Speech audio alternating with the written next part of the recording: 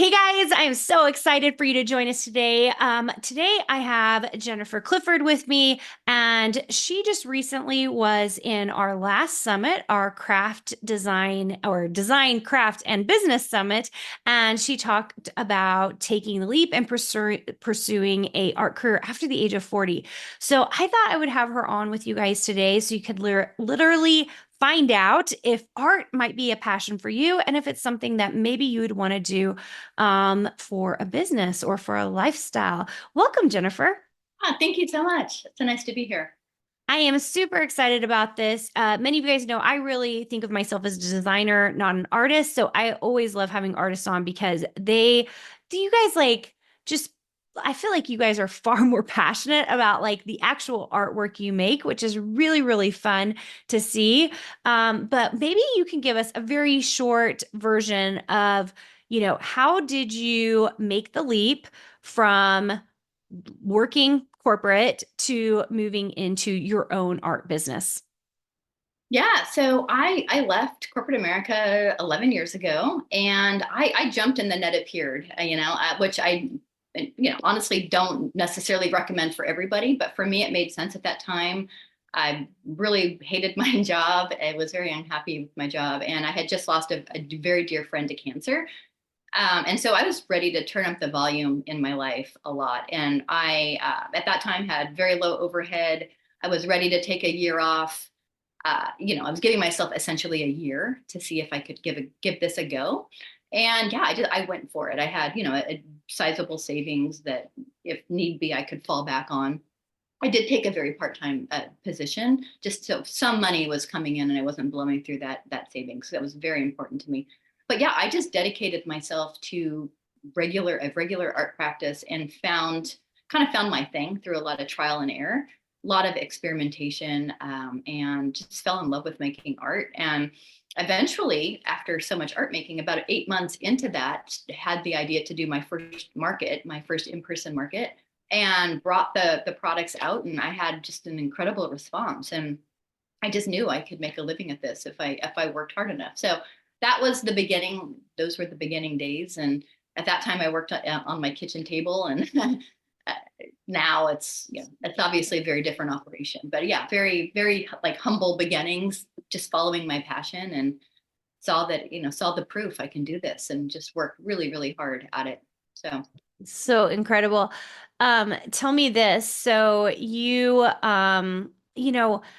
I think that a lot of people are scared to just take a big leap like that. I think that it's a little bit nerve-wracking, but you really did put some risk management features in place. You took a part-time job, you had some savings, but you went all in and you followed your passion. So you were like making art and doing the thing you really wanted to do every single day. How did that feel? I mean, it felt incredible. It was obviously a little scary, but again, I was so unhappy with my job at that time. And I just knew there was more to life than this. I really just knew after, especially losing a dear friend to a very aggressive cancer in 9 months, like I am ready just to do something just crazy. And yeah, like I've always had like a nice savings, and because I'm a saver. And yeah, it was really important to me just to see what I can do. I was really willing to take that risk, and on the same token, like knew that if it wasn't going to work out, eventually I would have to go back to a 9 to 5 corporate job. But I was really hoping that I could make a living at this, and yeah, just went all in. I love it. So one of the scariest things I think for artists is like, how do you sell your work? Like I think it feels really nerve-wracking. Like, how do I sell it? But it sounds like you decided on shows. I'm Yeah. wondering if you're still using shows as your main vehicle for selling your artwork. Yeah, I still do a lot of events. I think I did around 40 last year. But I also wholesale to a lot of stores around the Bay Area, and I sell online.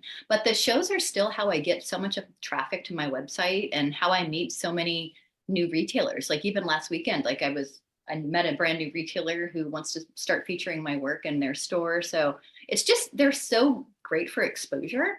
I mean, I realize not every artist has a lot of opportunity like what we have in the Bay Area, but I can't encourage enough how important they can be if you have access to them. If you live in an area where they put on regular events, they're so great for networking. You get to meet your customer in, real time and really get an understanding for their preferences.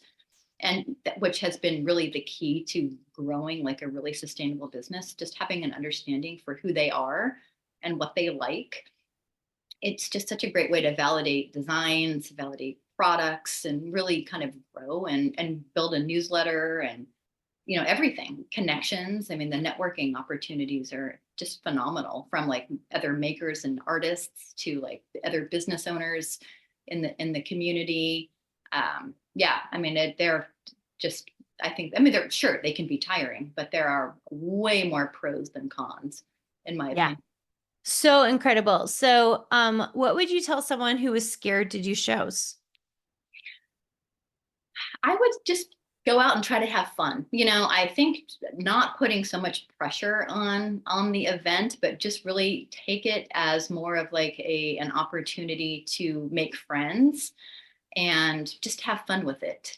Um, I honestly, I even 11 years in, do my best when I go and I'm not like putting so much pressure on the event, because that energy just it doesn't translate as well when I'm relaxed and just kind of like, oh hey, that's when I've had some of my best events. But I mean, they can be a lot of work, sure, I get that, but things always work out.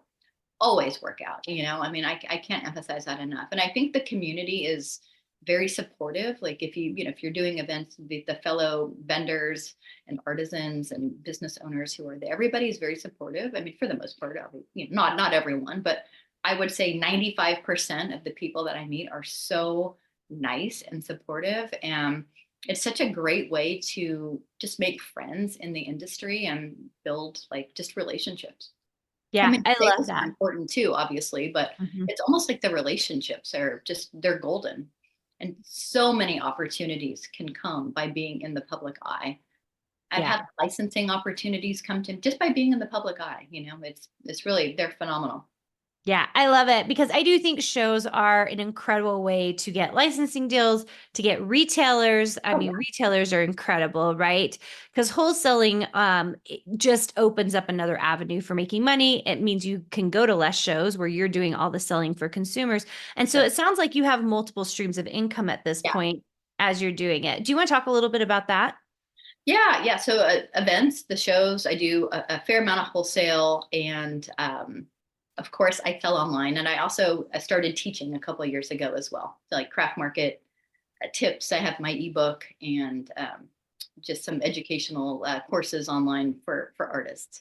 Yeah. Kind of those are So streams at the moment. so good. I love it because I do think as an artist, as a designer, as a creative, we do have to have multiple streams just because of everything that we're doing. And most of us actually like the multiple streams. We like making the art. Many of us like making the ebooks or all the good stuff that goes with the education piece with it. And then I actually love going to shows. I don't get to go as many shows as I used to, but I think shows are actually incredibly fun. If people are trying to find you and want to follow you and see what you're doing, can you give them some places they can come hang out with you? Sure. Yeah, my Instagram, Adventures in Collage. And then my website is jenniferclifford.net. Incredible. You guys will put those in the show notes for you so you can go check out Jennifer, see all the cool stuff she's doing. And if you want to go check out our last summit, or this actually might be coming out right before summit. I can't remember because I haven't looked at the podcast schedule.